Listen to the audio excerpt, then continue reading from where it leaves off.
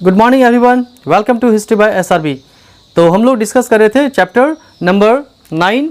The name of the chapter is establishment of company rule in India. तो establishment of company rule in India ये हम लोग discuss कर रहे थे। 2 टॉपिक्स पार्ट 2 हम लोगों ने कंप्लीट किया था और ये पार्ट 3 वीडियो होगा जिसमें हम लोग टॉपिक स्टार्ट करेंगे कहाँ से, the east India company, the east India company. और इसके लास्ट में हम लोगों ने डिस्कस किया था ट्रेडिंग कंपनीज़ के बारे में कि कैसे ट्रेडिंग कंपनीज़, जो यूरोपियन ट्रेडिंग कंपनीज़ थे, वे लोग इंडिया पर अपने फैक्ट्री को इस्टेब्लिश किया और कैसे उन लोगों ने व्यापार को शुरू किया और कैसे वो लोग राइवलरीज हो गए, एक दूसरे के प्रतिद्वंदी हो गए।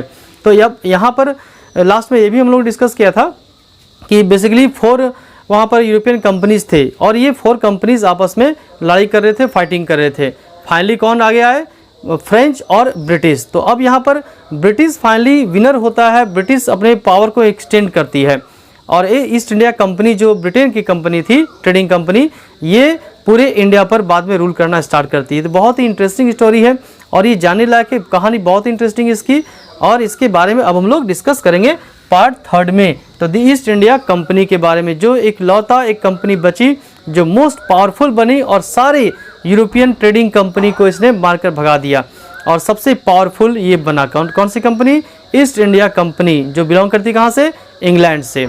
तो इसी ईस्ट इंडिया कंपनी के बारे में नेक्स्ट यहाँ पर दी गई है। तो इसने पहला जो फैक्ट्री स्टैब्लिश की थी ईस्ट इंडिया कंपनी ने सूरत में। कहाँ पर? ये सूरत, गुजरात, इस लोकेशन में। तो सूरत में ईस्ट इंडिया कंपनी ने अपनी फैक्ट्री को स्टैब्लिश किया और यहाँ पर स्टैब्लिश करने के बाद after that they also set up in 3 presidency places. 3 presidency कहाँ पर? First one here Bengal, and after that Madras, here Madras, and now Bombay. ये 3+1 4 प्लेसेस थे जहां पर ईस्ट इंडिया कंपनी ने अपने फैक्ट्री को इस्टेब्लिश किया और बिजनेस को स्टार्ट किया और यहीं से वो काफ़ी ग्रो हुआ, अपने पावर को इस्टेब्लिश किया। नेक्स्ट है, तो अब जब इसने ईस्ट इंडिया कंपनी ने अपने फैक्ट्री को इस्टेब्लिश किया, अब उसका मेन इंटेंशन क्या था? अपने ट्रेड को एक्सटेंड करना। कैसे व्यापार बढ़ेगा, कैसे हमारे जो राइवलरीज हैं जो बचे हुए हैं उसको हम कैसे पीछे करना है और उससे हमें आगे कैसे होना है, इसके लिए हमें कौन हेल्प करेगा, कैसे हेल्प लेना है। तो यहाँ पर इसकी कहानी यहाँ से शुरू होती है। ईस्ट इंडिया कंपनी की ग्रोइंग की कहानी स्टार्ट होती है। तो यहाँ पर ईस्ट इंडिया कंपनी ने क्या किया? सबसे पहले यदि आप कहीं नए प्लेसेस में जाते हो तो बेसिकली आप क्या करेंगे, कैसे अपने आप को ग्रो कर पाएंगे? अपने पावर को इंक्रीज़ करना पड़ेगा। पावर को कैसे इंक्रीज़ करेंगे? अपने दुश्मनों से बचना पड़ेगा, आपका कोई विरोध ना करे, आपका कोई अपोज ना करे, और यदि कोई अपोज करता है तो आप उसके अपोज से कैसे अपने आप को बचा पाएंगे, इसके लिए अपना उपाय करना पड़ेगा। You have to make all the arrangements to protect your self from your enemies and rivalries. तो अपने दुश्मनों से और अपने प्रतिद्वंदियों से आप कैसे बचेंगे, इसके लिए सॉल्यूशन ढूंढना होगा यदि आप नए प्लेस में जाते हो या कहीं भी जाते हो। तो यहाँ पर ईस्ट इंडिया कंपनी ने क्या किया? तो ईस्ट इंडिया कंपनी जब यहाँ पर आई और अपने आप को सेटल की, अब अपने पावर को बढ़ाने के लिए, बचने के लिए उसने सबसे जो इजी प्रोसेस था वो क्या किया? अपने जो लोकल रूलर थे, जो आसपास के जो छोटे मोटे राजा थे, छोटे मोटे शासक थे, रूलर थे, उन लोगों से फ्रेंडली रिलेशन बनाना शुरू किया, लोगों से दोस्ती करना शुरू किया, ताकि यदि हम फ्रेंडली रिलेशन बनाते हैं तो एक उससे हम सिक्योर हो जाएंगे और उसके साथ साथ वो तो हमारे ऊपर हमला करेगा नहीं, प्लस क्या है उससे हम बेनिफिट भी ले सकते हैं। और यही काम ईस्ट इंडिया कंपनी ने किया। तो अब जो नेक्स्ट में ईस्ट इंडिया कंपनी ने जो यहाँ की हालात को देखा, जो पॉलिटिकल सिचुएशन को बाद में यहाँ पर देखा, तो बड़ी ही दयनीय स्थिति यहाँ पर पॉलिटिकल स्थिति थी। जब राजाओं से दोस्ती किया, फ्रेंडली रिलेशन को बनाया, तो अब जो उनकी अंदरूनी बातें थी, जो राजा की प्राइवेट बातें थी, अंदरूनी बातें थी, जो वहाँ की उसके राज्य की बातें थी, उसकी किंगडम की बातें थी, ये बातों इन बातों की जानकारी ईस्ट इंडिया कंपनी को होने लगी। तो अब क्या वीकनेस पॉइंट है, क्या वीक पॉइंट है, कौन से रूलर की क्या वीक पॉइंट है, क्या स्ट्रॉन्ग पॉइंट है, इन सारे भेदों को, इन सारी चीज़ों को ईस्ट इंडिया कंपनी जानने लगी। और यहाँ से कहानी शुरू होती है, कैसे अपने आप को हम इस्टेब्लिश कर पाएंगे। तो पहला फ्रेंडली रिलेशन उन्होंने बनाना शुरू किया, किसने? ईस्ट इंडिया कंपनी ने। तो जब फ्रेंडली रिलेशन बनाना शुरू किया इस्टाब्लिश किया और साथ साथ दूसरे जो राजाओं से उनसे भी फ्रेंडली रिलेशन बनाना शुरू किया। और जब उन जो लोकल रूलर्स की कमजोरी के बारे में जानकारी हो गई, तो अब धीरे धीरे ईस्ट इंडिया कंपनी ने अपने पावर को बढ़ाने के लिए क्या करना शुरू किया, डिवाइड एंड रूल। सबसे इजी तरीका, यदि आपके सामने वाला यदि आपसे काफ़ी स्ट्रांग है तो आप उससे डायरेक्टली फाइट नहीं कर सकते हो, तो उससे क्या करना होगा, उसके पावर को कम करना पड़ेगा। ठीक है, तो यहाँ पर भी ईस्ट इंडिया कंपनी ने यहाँ पावर को कम किया। किसके, यहाँ लोकल जो राजा थे, लोकल जो रूलर थे, उसके पावर को कम किया। कैसे कम किया, सिंपल सी बात है, घरों में भी आजकल होता है, हर जगह देखें आप, कहीं प्लेसेस पब्लिक प्लेसेस में है, कहीं आप जॉब करते हो, वर्क करते हो, हर जगह ऐसी स्थिति है जहाँ आप जान सकते हो कि क्या कंडीशन है। तो यहाँ पर क्या हुआ, डिवाइड एंड रूल की पॉलिसी को इस्टाब्लिश किया। किसने, ईस्ट इंडिया कंपनी ने। यानी इसका मतलब क्या हुआ, फूट डालो और शासन करो। तो यहाँ पर लोकल राजाओं के बीच में ब्रिटिश ने फूट डालना शुरू किया, लोगों के बीच में आपस में लड़ाना शुरू किया, और उसका डायरेक्ट बेनिफिट किसने उठाया, ईस्ट इंडिया कंपनी ने उठाया अपने आप को ग्रो करने के लिए। हालांकि देखो स्टार्टिंग में जब ईस्ट इंडिया कंपनी यहाँ पर आई थी तो उसका ऐसा कोई भी इंटेंशन नहीं था, there was no any type of intention to start the imperialism.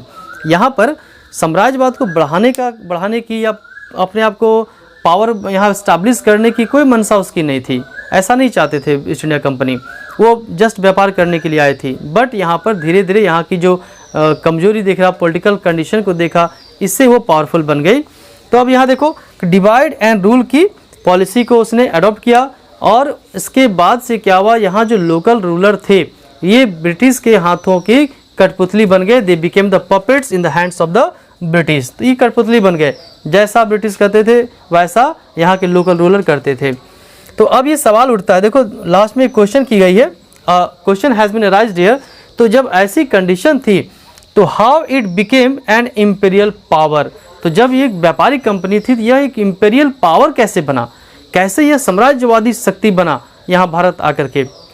तो यहाँ पर नेक्स्ट में कही गई है कि चूँकि ईस्ट इंडिया कंपनी यहाँ पर साम्राज्यवादी पावर बनने के लिए नहीं आई थी, यहाँ पर शासन करने के लिए नहीं आई थी, उसका मेन इंटेंशन था ट्रेड करना, व्यापार करना। प्लस इसके साथ जो, अब नेक्स्ट में ध्यान देंगे कि इसके साथ जो यूरोपियन ट्रेडिंग कंपनी थी, तो यूरोपियन ट्रेडिंग कंपनी को ही हराना मेन मकसद था इन ट्रेडिंग कंपनीज़ का। जो east India company trading company थी, तो ईस्ट इंडिया कंपनी क्या चाहती थी, वे बस इतना चाहती थी कि जो हमारा जो प्रतिद्वंदी है, जैसे फ्रेंच हो गया, तो ये इसको हमें हटाना है, इसको भगाना है, ताकि सारा व्यापार हमारे अंडर में हो, सारी बेनिफिट मैं कमाऊँ। और मेन इंटेंशन यही था, और इसी के लिए वो लोकल रूलर से उन्होंने दोस्ती किया, कुछ बेनिफिट्स लिया, कुछ लोकल रूलर के साथ अलायंस बनाया, गठबंधन किया, और इस अलायंस में उन्होंने बातें रखी कि आप भाई मैं आपको किसी भी तरह से हेल्प करूंगा, चाहे वो मिलिट्री हेल्प हो, इकोनॉमिकल हेल्प हो, तो मैं आपको हेल्प करूंगा। और किसके खिलाफ मैं हेल्प करूंगा, यदि कोई लोकल रूलर आपको कोई परेशान करता है, आप पर कुछ कब्जा करना चाहता है, उस समय मैं आपको क्या करूंगा, मैं आपको हेल्प करूंगा। तो इस तरह से ईस्ट इंडिया कंपनी ने लोकल रूलर के साथ गठबंधन बनाया और राजी भी हो गए। तो अब ये कंडीशन थी, तो यहाँ पर इंटेंशन क्या था, इंटेंशन क्या हमने डिस्कस किया कि इंटेंशन ये नहीं था कि रूल करना, अपने प्रतिद्वंदियों को यानी फ्रेंच सबको हटाना ही मेन इंटेंशन था। बट बाद में इन्होंने रियलाइज़ किया धीरे धीरे कि देखो अब यहाँ पर ऐसी पॉलिटिकल कंडीशन है कि हम आगे बढ़ सकते हैं। तो धीरे धीरे क्या किया इन्होंने, ईस्ट इंडिया कंपनी ने अपने प्रोटेक्शन के लिए एक सेना बुला ली, एक आर्मी रखने लगा, है ना, अपने कोर्ट में। तो अपने को प्रोटेक्ट करने के लिए, अपने कंपनी को प्रोटेक्ट करने के लिए आर्मी रखने लगी। और धीरे धीरे ये फिनेंशियल पावर, ट्रेड पावर, और धीरे धीरे ये क्या हुआ, जो कि सैनिक शक्ति थी, इन सैनिक शक्ति को भी बढ़ा लिया। तो ये क्या हुआ, एक तरह से एक ऑक्सिलरी गवर्नमेंट का रूप ले लिया। अब रूलर जो था, जो यहाँ का लोकल जो शासक था, वह कोई भी डिसीजन जब लेता था तो अब उसका डिसीजन नहीं रहा, अब वो डिसीजन लेने के लिए ईस्ट इंडिया कंपनी पर डिपेंड होने लगा। तो इसी तरह धीरे धीरे ये ईस्ट इंडिया कंपनी, जो कि एक ट्रेडिंग कंपनी थी, एक व्यापारिक कंपनी थी, यह धीरे धीरे यहाँ का शासक बन गई, रूलर बन गई।